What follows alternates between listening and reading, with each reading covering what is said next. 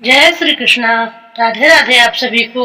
आज हम सुनेंगे बृहस्पतिवार की पावन व्रत कथा। प्राचीन काल में भारतवर्ष में एक बड़ा प्रतापी और दानी राजा राज्य करता था। वह प्रतिदिन नियम से मंदिर में भगवान का पूजन करने जाता था। वह ब्राह्मण और गुरु की सेवा करता था। उसके द्वार से कोई भी याचक कभी भी निराश होकर नहीं लौटता था। वह प्रत्येक बृहस्पतिवार को व्रत रखता एवं पूजन करता था। प्रतिदिन गरीबों की सहायता करता था, परंतु यह सब उसकी रानी को अच्छा नहीं लगता था। वह ना तो व्रत करती, ना भगवान की पूजा करती और ना ही किसी को एक भी पैसा दान में देती थी। वह राजा को भी ऐसा करने से मना करती थी, लेकिन राजा नियम से व्रत पूजा दान आदि कार्य करता था। एक दिन राजा शिकार खेलने के लिए वन को चला गया। महल में रानी और दासी थी। उस समय बृहस्पति देव साधु के रूप में महल के दरवाजे पर भिक्षा मांगने आए। साधु ने रानी से भिक्षा मांगी तो वह बोली, हे साधु महाराज, मैं इस दान और पुण्य से परेशान हो गई हूँ। इस कार्य के लिए तो मेरे पति देव ही बहुत हैं। इस समय वे यहाँ नहीं हैं। मुझे गृह कार्य से समय नहीं मिल पाता। मैं सोचती हूँ कि इस धन के रहने से तो निर्धन रहना ही अच्छा है। फिर यह सारा काम धाम तो नहीं करना पड़ेगा। इसलिए अब आप कोई ऐसा उपाय बताएं कि सारा धन नष्ट हो जाए और मैं आराम से रह सकूं। साधु भेषधारी बृहस्पति देव ने कहा, हे देवी, तुम यह क्या कह रही हो? भला संतान और धन से कोई दुखी होता है? हे देवी, इन दोनों को तो सभी चाहते हैं। पापी भी धन और पुत्र की इच्छा करते हैं। यदि तुम्हारे पास धन अधिक है तो उसका सदुपयोग करो। भूखे मनुष्यों को भोजन कराओ, वस्त्रहीनों को वस्त्र दो, प्याऊ लगवाओ, ब्राह्मणों को दान दो, धर्मशालाएं खुलवाओ, कुआं, तालाब, बावड़ी, बाग बगीचे आदि बनवाओ तथा निर्धनों की कुंवारी कन्याओं का विवाह कराओ। साथ ही यज्ञ आदि करो। इस प्रकार के कर्मों से तुम्हारा और तुम्हारे कुल का यश लोक परलोक में फैलेगा और तुम्हें स्वर्ग की प्राप्ति होगी।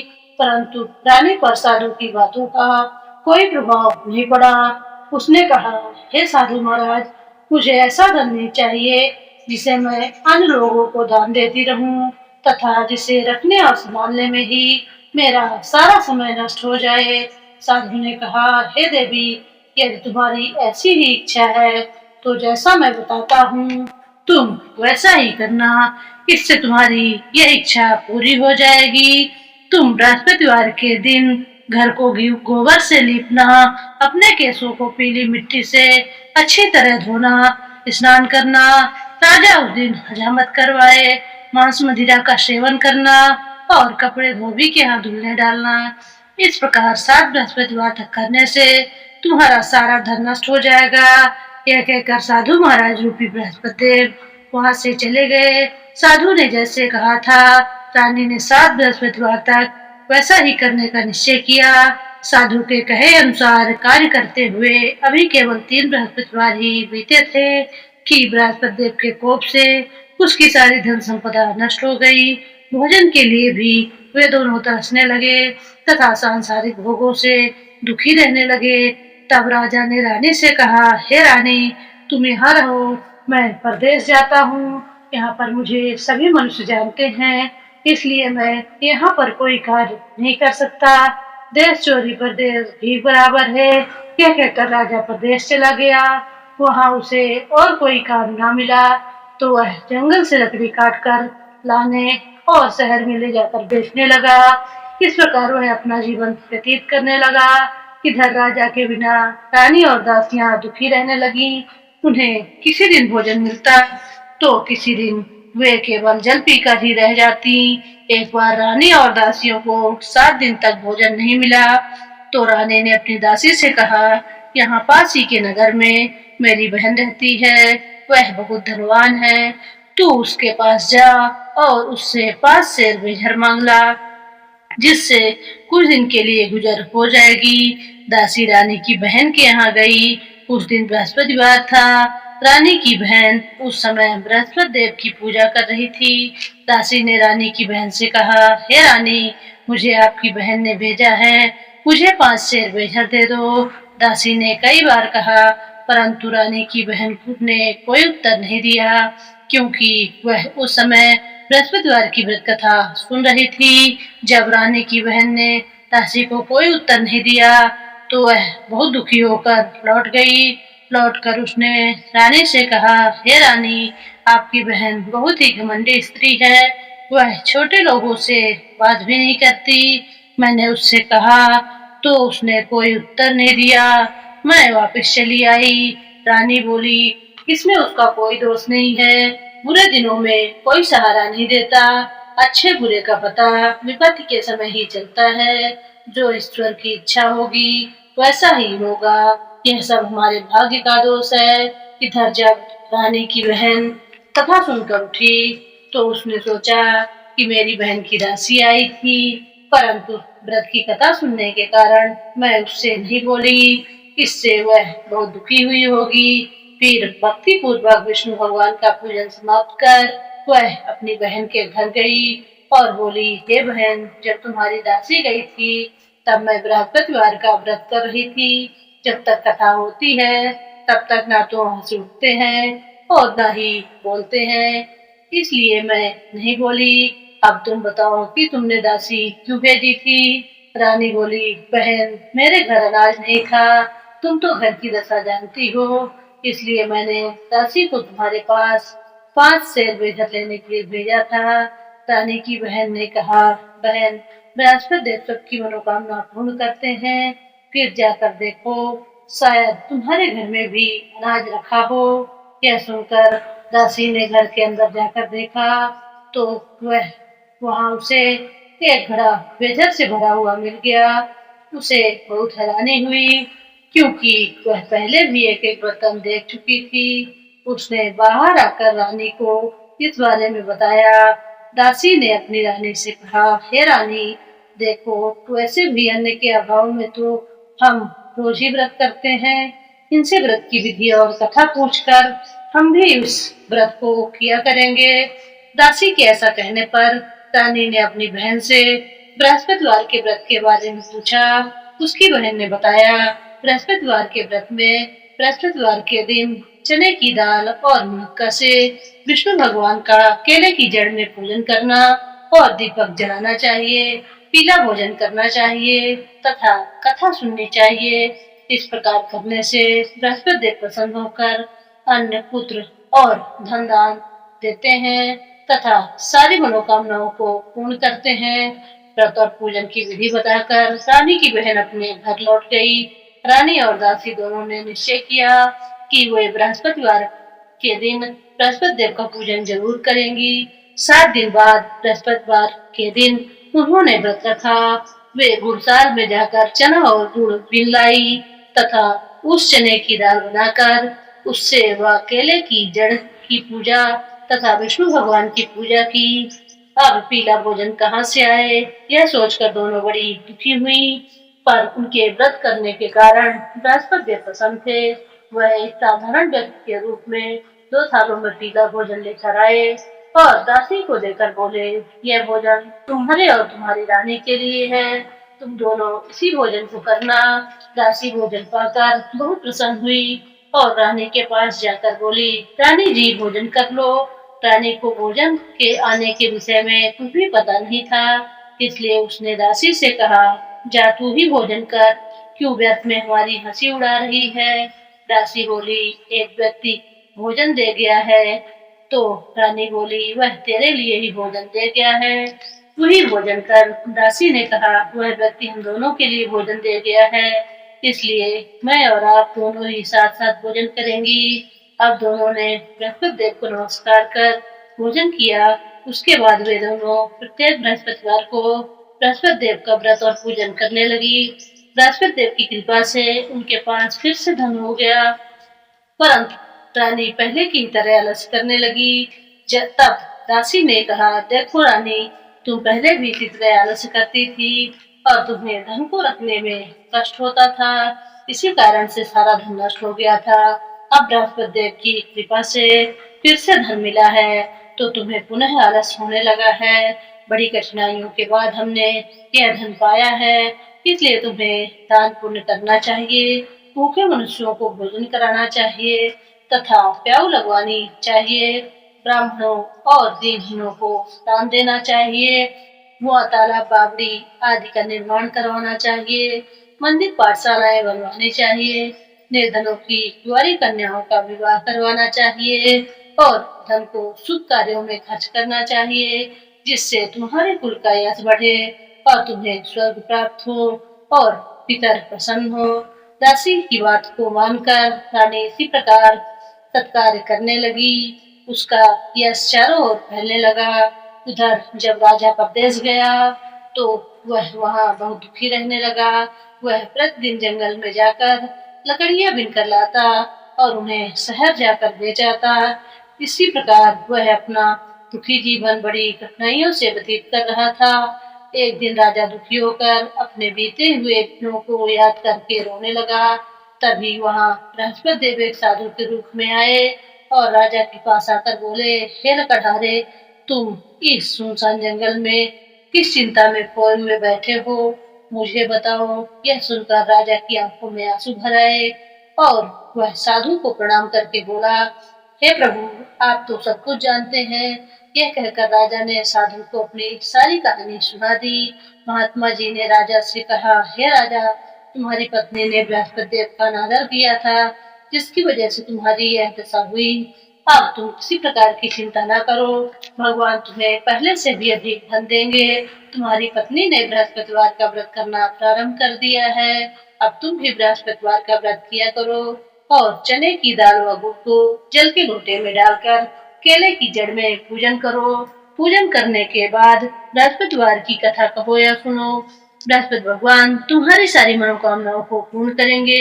साधु की बात को सुनकर राजा बोला, हे प्रभु, लकड़ी बेचने पर मुझे इतना पैसा भी नहीं मिलता जिससे मैं भोजन करने के उपरांत कुछ बचा सकूं। रात को मैंने सपने में अपनी रानी को व्याकुल देखा। मेरे पास कोई ऐसा नहीं जिससे मैं उसकी समाचार जान सकूं।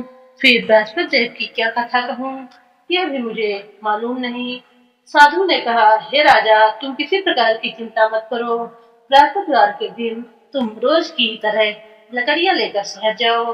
तुम्हें रोज से दोगुना धन मिलेगा, जिससे तुम अच्छी तरह भोजन कर सकोगे तथा बृहस्पति देव की पूजा का सामान भी आ जाएगा। बृहस्पति देव की कथा इस प्रकार है। प्राचीन काल में एक बहुत ही गरीब ब्राह्मण रहता था। उसके कोई संतान नहीं थी। वह नित्य पूजा पाठ करता था, लेकिन उसकी स्त्री बहुत मलिन स्वभाव की थी। वह ना तो स्नान करती थी और न ही किसी देवी देवता का पूजन करती थी। वह सुबह उठते ही सबसे पहले भोजन करती थी, बाद में ही कोई अन्य कार्य करती थी। इससे वह ब्राह्मण बहुत दुखी रहता था। वह पत्नी को भी बहुत समझाता, पर वह कुछ नहीं सुनती थी। भगवान की कृपा से ब्राह्मण की पत्नी के एक कन्या उत्पन्न हुई। बड़ी होने पर वह कन्या नित्य प्रातः स्नान करके भगवान विष्णु की पूजा करती और बृहस्पतिवार का व्रत भी करती। पूजा समाप्त कर विद्यालय जाती तो अपनी मुट्ठी में जौ भर कर ले जाती और विद्यालय के मार्ग में डालती जाती। वे सारे जौ जब सोने के हो जाते तो विद्यालय से लौटते समय उन्हें बीनकर घर ले आती। एक बालिका उन सोने के जौ को सूप में फटक कर साफ कर रही थी। तभी उसके पिता ने कहा, बेटी, सोने के जौ को फटकने के लिए तो सूप भी सोने का ही होना चाहिए। अगले दिन बृहस्पतिवार था। उस बालिका ने व्रत रखा और बृहस्पति देव से प्रार्थना की, हे प्रभु, यदि मैंने सच्चे मन से आपकी पूजा की है तो मुझे सोने का सूप दे दो। बृहस्पति देव ने उसकी प्रार्थना को स्वीकार कर लिया। प्रतिदिन की तरह वह बालिका जौ फैलाती हुई विद्यालय जाती। विद्यालय से लौटकर जौ बीनते समय उसे बृहस्पति देव की कृपा से सोने का सूप मिल गया। उसे घर लाकर वह उससे जौ साफ करने लगी, परंतु उसकी माँ उसी तरह मलिनता से रहती। एक दिन वह कन्या सोने के सूप में उन सोने के जौ को साफ कर रही थी। उसी समय उस नगर का राजकुमार वहां से गुजरा। इस कन्या के रूप, सील और गुण को देखकर वह उस पर मोहित हो गया। राजमहल लौटकर उसने भोजन और जल त्याग दिया और वह उदास होकर लेट गया। राजा को जब राजकुमार के अन्न जल त्यागने के बारे में पता लगा तो वह अपने प्रधानमंत्री के साथ राजकुमार के पास गया और बोला, हे पुत्र, तुम्हें क्या कष्ट है? किसी ने तुम्हारा अपमान किया है या कोई अन्य कारण है तो मुझे बताओ, मैं वही करूंगा जिससे तुम प्रसन्न हो। अपने पिता की बात को सुनकर राजकुमार ने कहा, आपकी कृपा से मुझे किसी प्रकार का कोई दुख नहीं है और न ही किसी ने मेरा अपमान किया है, लेकिन मैं उस लड़की के साथ विवाह करना चाहता हूँ जो सोने के सूप में सोने के जौ को साफ कर रही थी। यह सुनकर राजा को आश्चर्य हुआ। वह बोला, हे पुत्र, तुम ही इसी तरह की कन्या का पता बतलाओ, मैं तुम्हारा विवाह उसी के साथ अवश्य करा दूंगा। राजकुमार ने राजा को उस कन्या के घर का पता बता दिया। प्रधानमंत्री उस लड़की के घर गया और राजकुमार की इच्छा के बारे में ब्राह्मण को बताया। उसी दिन बाद ब्राह्मण ने विधि विधान के अनुसार अपनी कन्या का विवाह राजकुमार के साथ करा दिया। कन्या के घर से जाते ही ब्राह्मण पहले की ही तरह गरीब हो गया। अब भोजन के लिए अन्न भी बड़ी कठिनाई से मिल पाता था। एक दिन दुखी होकर ब्राह्मण अपनी पुत्री से मिलने गया। कन्या ने पिता को दुखी देखा और अपनी माँ का हाल पूछा। ब्राह्मण ने सारा हाल बताया। कन्या ने अपने पिता को बहुत सा धन देकर विदा कर दिया। इस प्रकार ब्राह्मण का कुछ समय सुखपूर्वक बीता, लेकिन कुछ दिनों बाद फिर वही हाल हो गया। ब्राह्मण फिर अपनी कन्या के यहाँ गया और सारा हाल बताया तो उसने कहा, हे पिताजी, आप माताजी को यहाँ लिवा लाइए, मैं उन्हें यह विधि बता दूंगी जिससे हमेशा के लिए आपकी गरीबी दूर हो जाएगी। ब्राह्मण घर गया और अपनी पत्नी को साथ लेकर अपनी पुत्री के पास पहुंचा तो पुत्री ने अपनी माँ को समझाते हुए कहा, हे माँ, तुम प्रातः काल उठकर सबसे पहले स्नान आदि करके विष्णु भगवान का पूजन किया करो तो तुम्हारे घर की सारी दारिद्रता दूर हो जाएगी। लेकिन उसकी माँ ने उसकी बात नहीं मानी। वह प्रातः काल उठकर अपनी पुत्री की बची जूठन खा लेती थी। एक दिन उसकी पुत्री को बड़ा गुस्सा आया और रात में उसने एक कोठरी से सारा सामान निकालकर अपनी माँ को उसमें बंद कर दिया। प्रातःकाल उसने उसे निकाला और स्नान आदि करा के पूजा पाठ करवाया तो उस ब्राह्मणी की बुद्धि ठीक हो गई। अब वह नियम से पूजा पाठ करती और प्रत्येक बृहस्पतिवार को व्रत रखती।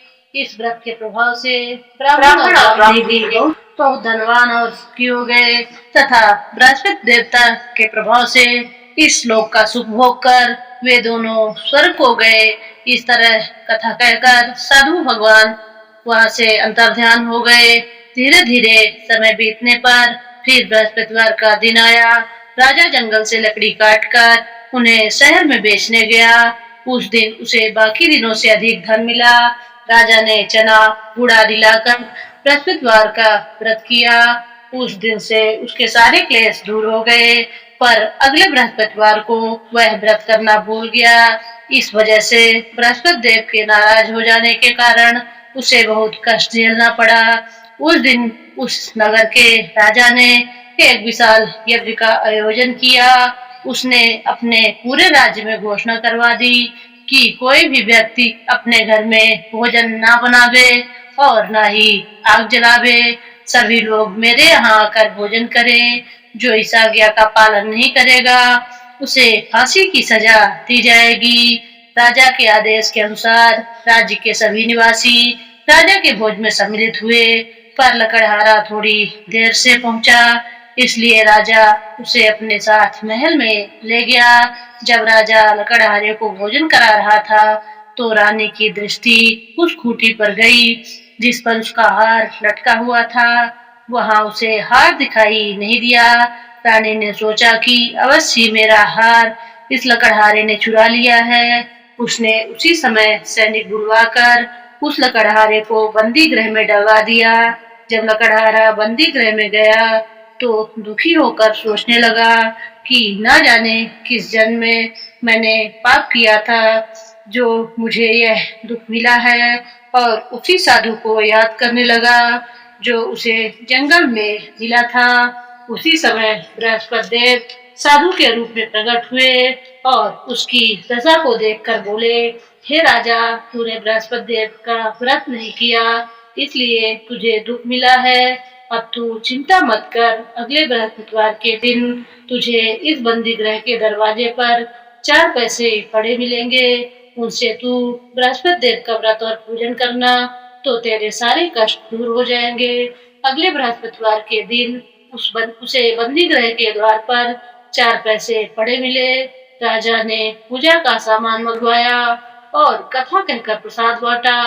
उसी रात बृहस्पति देव ने उस नगर के राजा को स्वप्न में कहा, हे राजा, तूने जिस व्यक्ति को बंदी गृह में बंद कर रखा है वह निर्दोष है, वह एक अन्य नगर का राजा है, उसे छोड़ दे। रानी का हार उसी खूंटी पर लटका हुआ है, अगर तू उसे नहीं छोड़ेगा तो मैं तेरे राज्य को नष्ट कर दूंगा।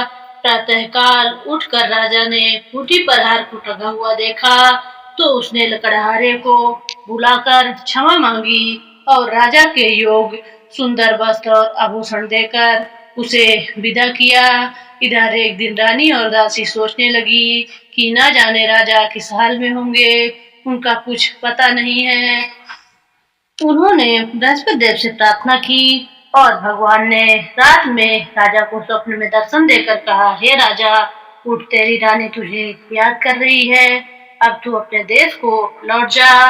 राजा प्रातःकाल उठकर सोचने लगा कि स्त्री जात तो खाने और पहनने की ही साथी होती है, पर भगवान की आज्ञा को मानकर वह अपने नगर को चलने लगा। राजा जब नगर के पास पहुंचा तो उसे बहुत आश्चर्य हुआ। नगर में पहले से भी अधिक बाग, तालाब, कुएं, बहुत सी धर्मशालाएं और मंदिर आज बने हुए थे। राजा ने पूछा कि बाग और धर्मशालाएं किसके हैं? तब नगर के सभी लोग कहने लगे कि यह सब रानी और दासी ने बनवाए हैं। यह सुनकर राजा को आश्चर्य हुआ और गुस्सा भी आया। जब रानी ने यह सुना कि राजा आ रहे हैं तो वह अपनी दासी से बोली, देख, राजा हमें बहुत बुरी दशा में छोड़कर गए थे, वह हमारी ऐसी दशा देखकर लौट न जाएं, इसलिए तू दरवाजे पर जाकर खड़ी हो जा। रानी के आदेश पर दासी दरवाजे पर खड़ी हो गई। जब राजा आए तो उन्हें अपने साथ महल में लिवा लाई। तब राजा ने क्रोध में रानी से पूछा, बताओ, यह धन तुम्हें कैसे मिला? तब रानी ने उसे बताया कि हमें यह सारा धन बृहस्पति देव का व्रत करने के कारण प्राप्त हुआ है। अब राजा ने निश्चय किया कि 7 दिन बाद तो सभी बृहस्पति देव की पूजा करते हैं, पर मैं रोज दिन में 3 बार कथा कहा करूंगा तथा रोज व्रत करूंगा। अब हर समय राजा के दुपट्टे में चने की दाल बंधी रहती और वह दिन में 3 बार कथा कहता। एक दिन राजा ने सोचा कि अपनी बहन के यहाँ हो आऊं। यह सोचकर राजा घोड़े पर सवार होकर अपनी बहन के यहाँ चल दिया। मार्ग में उसे कुछ आदमी एक मुर्दे को लेकर जाते हुए दिखाई दिए। राजा ने उन्हें रोककर कहा, अरे भाइयों, मुझसे बृहस्पति भगवान की कथा सुन लो। वे बोले, लो, हमारा तो आदमी मर गया है और इसे अपनी कथा की पड़ी है। लेकिन कुछ व्यक्तियों ने कहा, अच्छा, कहो, हम तुम्हारी कथा को सुनेंगे। राजा ने चने की दाल निकाली और कथा कहनी शुरू कर दी। कथा के आधी होते ही मुर्दा हिलने लगा और जैसे ही कथा समाप्त हुई वैसे ही राम राम कहते हुए वह मुर्दा उठकर खड़ा हो गया। राजा वहां से आगे बढ़ा। चलते चलते शाम हो गई। आगे मार्ग में उसे एक किसान खेत में हल चलाता हुआ में दिखा। राजा ने उससे कहा, अरे भैया, तुम मुझसे बृहस्पति भगवान की कथा सुन लो। किसान बोला, जितनी देर में तेरी कथा सुनूंगा उतनी देर में मैं 4 हरैया खेत जोत लूंगा। जा अपनी कथा किसी और को सुनाना। राजा आगे चलने लगा। राजा के वहां से जाते ही किसान के बैल पछाड़ खाकर गिर गए और किसान के पेट में बहुत तेज दर्द होने लगा। उसी समय किसान की माँ रोटी लेकर खेत पर आई। जब उसने अपने पुत्र की यह दशा देखी तो उससे सारा हाल पूछा। किसान ने सारी बात बता दी। किसान की माँ दौड़ी दौड़ी राजा के पास गई और उससे कहने लगी, मैं तुझसे कथा सुनूंगी, तू अपनी कथा मेरी खेत पर ही चलकर कहना। राजा ने लौटकर खेत पर जाकर कथा कही, जिसे सुनते ही बैल उठकर खड़े हो गए और किसान के पेट में दर्द होना भी बंद हो गया। राजा अपनी बहन के घर पहुंचा। बहन ने भाई का बड़ा स्वागत किया। दूसरे दिन प्रातःकाल राजा जब जगा तो उसने देखा कि सभी व्यक्ति भोजन कर रहे हैं। राजा ने अपनी बहन से पूछा, क्या कोई ऐसा व्यक्ति है जिसने भोजन ना किया हो और जो मेरी बृहस्पतिवार की कथा सुन ले।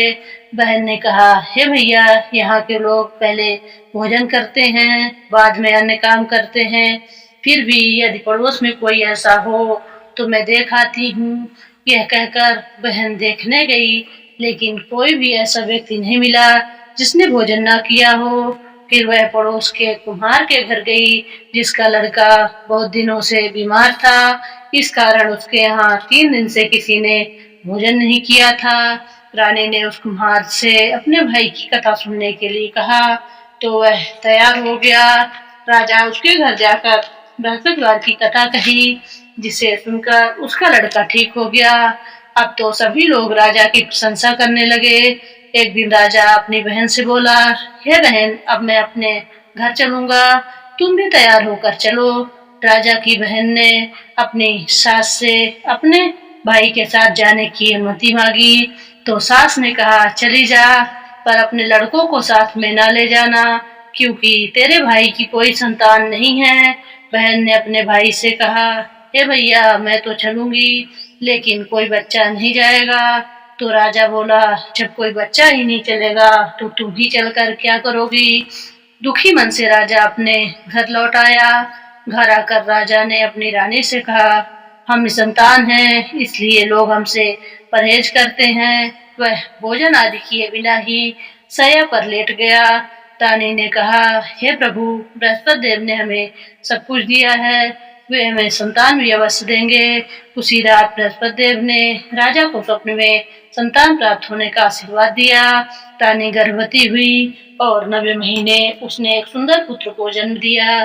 तब राजा ने अपनी रानी से कहा, हे रानी, स्त्री बिना भोजन के रह सकती है, पर बिना कहे नहीं रह सकती। मेरी बहन के आने पर तुम मुझसे कुछ मत कहना। रानी ने हाँ कर दी। राजा की बहन यह शुभ समाचार सुनकर बहुत खुश हुई और बधाई लेकर अपने भाई के घर आई। तो रानी ने कहा, घोड़ा चढ़कर नहीं आई, गधा चढ़ी आई। राजा की बहन बोली, भाभी, मैं इस प्रकार न कहती तो तुम्हें संतान कैसे मिलती। इस प्रकार जिसके मन में जो कामनाएं हैं सभी को बृहस्पति देव पूर्ण करते हैं। जो व्यक्ति नियम से सद्भावना पूर्वक बृहस्पतिवार का व्रत करता है और कथा पढ़ता है या सुनता है, बृहस्पति देव उसकी सारी मनोकामनाएं पूरी करते हैं और सदा उसकी रक्षा करते हैं। जब रानी और राजा ने सच्ची भावना से बृहस्पति देव की कथा का गुणगान किया तो उसकी सारी इच्छाएं बृहस्पति देव ने पूरी कर दी। इसीलिए सबको बृहस्पति देव की कथा सुनने के बाद प्रसाद लेकर जाना चाहिए और सच्चे हृदय से उनका मनन करते हुए जयकारा लगाना चाहिए। बोलो बृहस्पति भगवान की जय। अब हम बृहस्पति भगवान की आरती करेंगे। ओम जय जगदीश हरे स्वामी, जय जगदीश हरे। भक्त जनन के संकट, भक्त जनन के संकट क्षण में दूर करे। ओम जय जगदीश हरे। जो ढावे फल पावे, दुख बिन से मन का, स्वामी दुख बिन से मन का। सुख संपत्ति घर आवे, सुख संपत्ति घर आवे, कष्ट मिटे तन का। ओम जय जगदीश हरे। मात पिता तुम मेरे, शरण गहूँ मैं किसकी, स्वामी शरण गहूँ मैं किसकी। तुम बिन और न दूजा, तुम बिन और न दूजा, आस करूं मैं जिसकी। ओम जय जगदीश हरे। तुम पूर्ण परमात्मा, तुम अंतर्यामी स्वामी, तुम अंतर्यामी। पार ब्रह्म परमेश्वर, पार ब्रह्म परमेश्वर, तुम सबके स्वामी। ओम जय जगदीश हरे। तुम करुणा के सागर, तुम पालन करता स्वामी, तुम पालन करता। मैं मूरख खल कामी, मैं मूरख खल कामी, कृपा करो भरता। ओम जय जगदीश हरे। तुम हो एक अगोचर, सबके प्राणपति स्वामी, सबके प्राणपति। किसी विधि मिलूं दया में, किसी विधि मिलूं दया में, तुमको मैं कुमति। ओम जय जगदीश हरे। दीन बंधु दुख हरता, तुम ठाकुर मेरे स्वामी, तुम ठाकुर मेरे। अपने हाथ उठाओ, अपने हाथ उठाओ, द्वार पड़ा मैं तेरे। ओम जय जगदीश हरे। विषय विकार मिटाओ, पाप हरो देवा स्वामी, पाप हरो देवा। श्रद्धा भक्ति बढ़ाओ, श्रद्धा भक्ति बढ़ाओ, संतन की सेवा। ओम जय जगदीश हरे। ओम जय जगदीश हरे। स्वामी जय जगदीश हरे। भक्त जनों के संकट, भक्त जनों के संकट, क्षण में दूर करे। ओम जय जगदीश हरे। आज की व्रत कथा और आरती समाप्त हुई।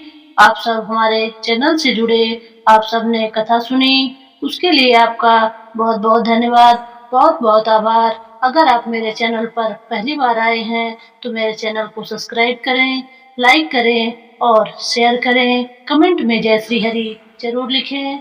धन्यवाद।